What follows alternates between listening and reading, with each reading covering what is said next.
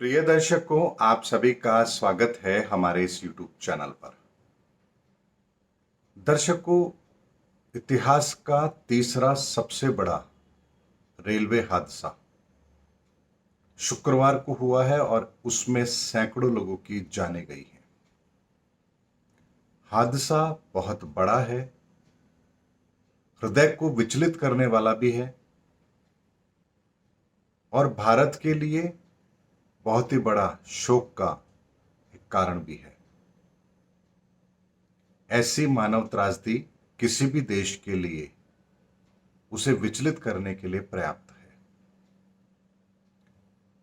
लेकिन इस घटना का पूरा एनालिसिस होना चाहिए, एस्ट्रोलॉजिकल होना चाहिए, कारणों को समझना चाहिए, भविष्य में ना हो उसके बारे में भी विचार होना चाहिए और क्या कारण रहे हैं और इसकी जांच की दिशा किस तरफ होनी चाहिए, ये भी बहुत महत्वपूर्ण है।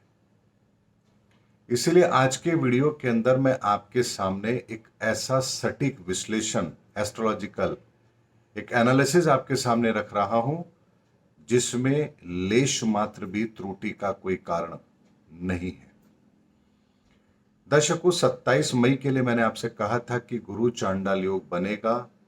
ब्रह्मांड में बृहस्पति और राहु अपने पीक पर होंगे और उस घटना के समय पर, यानी कि जब 27 मई के आसपास ये घटना होगी, उस समय कोई ना कोई बड़ी घटना विश्व में होनी चाहिए। लेकिन 27 मई को इस घटना के घटित होने के कुछ दिन बाद ही भारत के अंदर उसके इतिहास का तीसरा सबसे बड़ा रेलवे हादसा होता है। और 2 तारीख को, यानी 2 जून को, शुक्रवार के दिन यह हादसा इसलिए होता है क्योंकि गुरु और राहु तो मेष राशि में थे ही, शनि की दृष्टि भी उस पर थी, लेकिन चंद्रमा भी सप्तम भाव से बृहस्पति और राहु पर दृष्टि डाल रहा था। इसीलिए किसी बड़े हादसे के होने की संभावना बनती है। लेकिन आपको मेरी बात पर यकीन क्यों करना चाहिए, या ये ज्योतिषीय तथ्य सही है या नहीं है, इसके लिए हमें एक और घटना को भी समझना पड़ेगा। बृहस्पति राहु के साथ आकर के गुरु चांडाल योग बनाने का जो ये ज्योतिषीय कारण बनता है, इस बार मेष राशि में बना है और इससे पहले मिथुन राशि के अंदर ये योग बना था 2001 में। यानी राहु उल्टा चलता है, लगभग 2-2.5 साल एक राशि के अंदर उसके रहते हैं। 18 महीने से लेकर 22 महीने के बीच का उसका टेन्योर होता है। अब आप इसको अगर दोबारा से उल्टा घुमा करके देखेंगे तो एक राशि के अंदर लगभग अगर 2 साल पकड़ेंगे तो 12 राशियां, यानी बृहस्पति को दोबारा जब वो क्रॉस करेगा तो लगभग 24 वर्ष होंगे। लेकिन बृहस्पति भी अपनी गति से गतिमान है, इसलिए लगभग 22 वर्षों के पश्चात ये युति बनती है। यानी पिछली युति जो बनी थी गुरु चांडाल योग की, वो बनी थी 2001 में और ठीक 2 अगस्त 2001 को ब्रह्मांड में भी वही स्थिति थी। 10 डिग्री पर मिथुन राशि में बृहस्पति और राहु विद्यमान थे, मिथुन राशि में थे और सामने चंद्रमा था सप्तम भाव में। यानी ठीक वही स्थिति जो इस समय पर रेलवे हादसे के समय हुई थी, उसी तरह की स्थिति थी। फर्क यह था, उस समय पर मिथुन राशि में थी और शुक्र साथ में थे। यानी कि मिथुन राशि अर्थात बुध की राशि, अर्थात व्यापार, संपन्नता, आपका ट्रेड। और वो जो घटना हुई थी वो वर्ल्ड ट्रेड सेंटर के अंदर हुई थी, अमेरिका के अंदर, 9/11 आपको याद होगा। यानी ग्रहों की स्थिति बताती है 2 अगस्त 2001 में ग्रहों की वो परिस्थिति बनती थी जो किसी षड्यंत्र को जन्म देती थी, जो निकट भविष्य में एक बहुत बड़े षड्यंत्र का कारण बनाएगा। और वो मिथुन राशि में होने के कारण से आपकी वित्तीय, आपके व्यापार इस पर उसका प्रभाव होगा और शुक्र के साथ होने से आपको आपकी प्रतिष्ठा पर भी वो आंच जरूर लेकर आएगा। और उसके साथ ही मंगल की दृष्टि भी इस युति पर थी, इसीलिए मंगल अर्थात सैन्य, अर्थात पुलिस प्रशासन, सेना, इसीलिए विमान दुर्घटना के रूप में वो घटना हमारे सामने आई। उस समय शनि का कोई लेन देन नहीं था इसमें, यानी शनि की कोई दृष्टि नहीं थी इस पर, इसीलिए वो घटना घटित हुई 2001 की। और हमने 9/11 अमेरिका के अंदर देखा, जिसके अंदर बहुत बड़ी मानव त्रासदी भी हुई थी, लेकिन उस घटना के अंदर अमेरिका के आर्थिक हालातों को, उसकी प्रतिष्ठा को धूमिल करने का प्रयास किया गया था, ये हम सब जानते हैं। मंगल की वजह से वो हादसा विमान हादसा था, यानी उसमें एक्सप्लोजर यानी कि विस्फोट को स्थान दिया गया था, ये हम सबको पता है। और ठीक लगभग 22 वर्षों के पश्चात जब फिर ब्रह्मांड में वो युति बनती है, इस बार वो मेष राशि में बनती है। और मेष राशि में बनने वाली ये युति जिस पर शनि की दृष्टि है, और शनि लोहा, रेलवे, ट्रांसपोर्टेशन इसके लिए जाना जाता है, इसलिए रेलवे दुर्घटना। राहु बृहस्पति दोनों मेष राशि में, इसलिए सरकारी तंत्र पर हमला, यानी कि रेलवे पूरी तरह से सरकारी है, इसलिए सरकारी क्षेत्र के अंदर शनि है, इसलिए रेलवे, और गुरु और राहु है, इसलिए मानव त्रासदी। और ठीक उसी तरह से 2 तारीख को चंद्रमा की दृष्टि भी उन पर थी, यानी ठीक वही कॉम्बिनेशन जो 9/11 का था, वही कॉम्बिनेशन 2 जून को भी भारत में भी इस घटना को कराने के लिए पर्याप्त था। अब ये बात मैंने दोनों आपके सामने रखी है, इसका कॉम्बिनेशन आपको ग्रहों के आधार पर समझ आ गया होगा। अब बात इससे आगे की करते हैं। 9/11 कोई मानवीय भूल नहीं थी।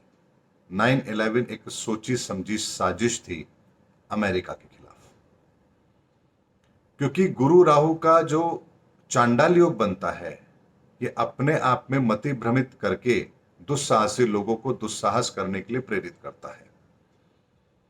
इसी समय पर भारत में भी ये घटना होती है, अभी तक कारण समझ नहीं आ रहा है, लेकिन ग्रहों का आकलन ये कहता है ये मानवीय भूल नहीं है। ये मानवीय भूल नहीं है, किसी षड्यंत्र का हिस्सा है, और इसमें जानबूझ करके तकनीकी खामी या कुछ गलत इंटेंशन के साथ कुछ मानवीय भूल को दिखाने का प्रयास किया जाएगा, ऐसा मेरा ग्रहों के आधार पर स्पष्ट मानना है। यानी इस घटना की जांच होनी चाहिए। इस जांच के अंदर जो परिणाम आएगा वो किसी षड्यंत्र को प्रकट भी करेगा, और इस षड्यंत्र का पर्दाफाश जब होगा तो एक चौंकाने वाले तथ्य भी हमारे सामने आएंगे। अब ज्योतिषीय कारण यदि मैंने आपके सामने रखा है तो उसका पूरा प्रारूप भी आपके सामने जरूर रखूंगा। यानी इस घटना से कुछ दिन पहले अगर हम बात करें तो 22 अप्रैल की बात अगर हम करें तो 22 अप्रैल के बाद से परिस्थिति बनना शुरू होती है। यानी 22 अप्रैल के बाद से यदि रेलवे के उस पर्टिकुलर खंड के अंदर, उस डिपार्टमेंट के अंदर, उस जोन के अंदर क्या कुछ नए लोगों की नियुक्ति हुई है, क्या नए ट्रांसफर हुए हैं, कुछ लोगों ने वहां नया ज्वाइन किया है, या कुछ ऐसे लोग जो पर्टिकुलर 22 अप्रैल के बाद उस क्षेत्र में आए हैं काम करने के लिए, उनकी गहनता से जांच होनी चाहिए कि वो एक सामान्य प्रक्रिया के तहत यहां आए हैं या किसी योजना के तहत उन्हें वहां पर भेजा गया है, इम्प्लांट किया गया है।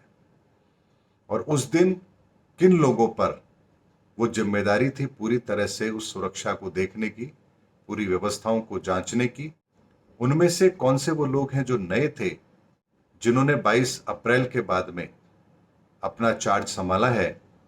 अगर उस विषय को ध्यान में रखते हुए अगर गहनता से जांच की जाएगी तो इस पूरे प्रकरण के तार एक के बाद एक जुड़ते चले जाएंगे, क्योंकि ये मानवीय भूल नहीं है, ये जानबूझकर के की गई ऐसी गलती है जिसको मानवीय भूल देने की कोशिश की जाएगी, लेकिन इसके पीछे इंटेंशन बहुत गलत होगी।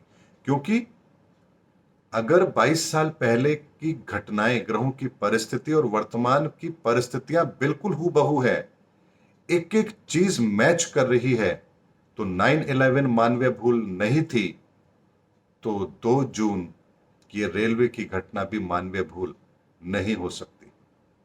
इसीलिए इसकी गहनता से जांच होनी चाहिए, ताकि भविष्य के अंदर उस चीज का भी ध्यान रखा जा सके कि किस तरह से षड्यंत्र के तहत संसाधनों की बर्बादी का एक नया खेल कहीं शुरू तो नहीं हो रहा है।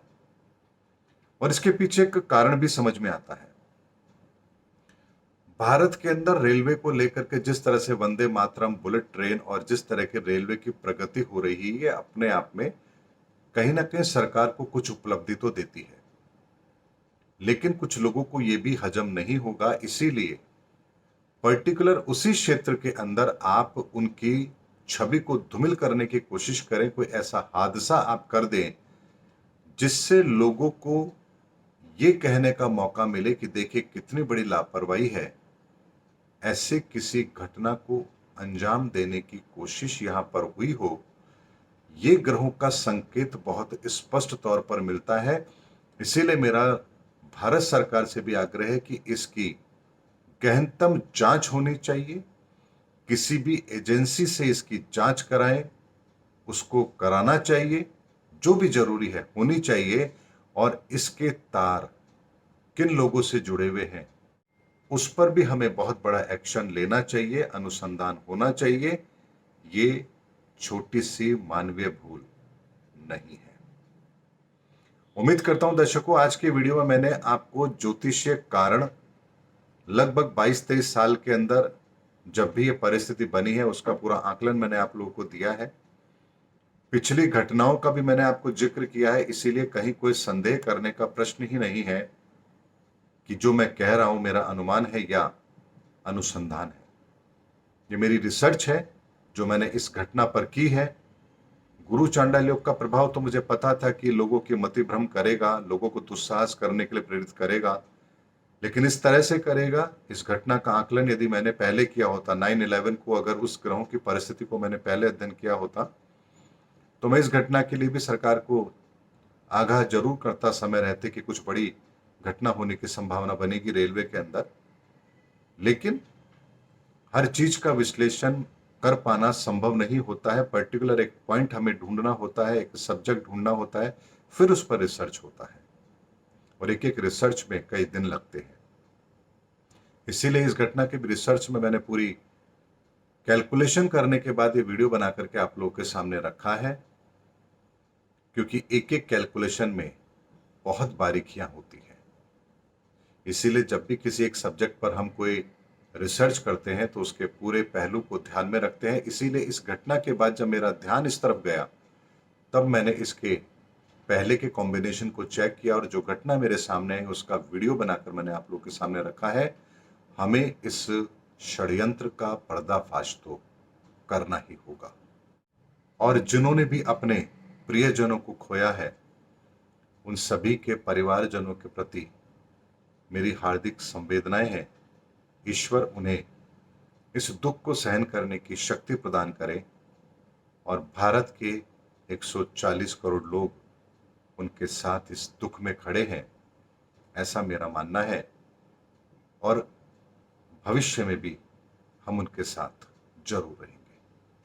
उम्मीद करता हूं दर्शकों, मेरा वीडियो आपको जरूर पसंद आया होगा। अगले वीडियो में आपसे फिर भेंट होगी, तब तक हमारे चैनल पर बने रहिए। जय हिंद, जय भारत।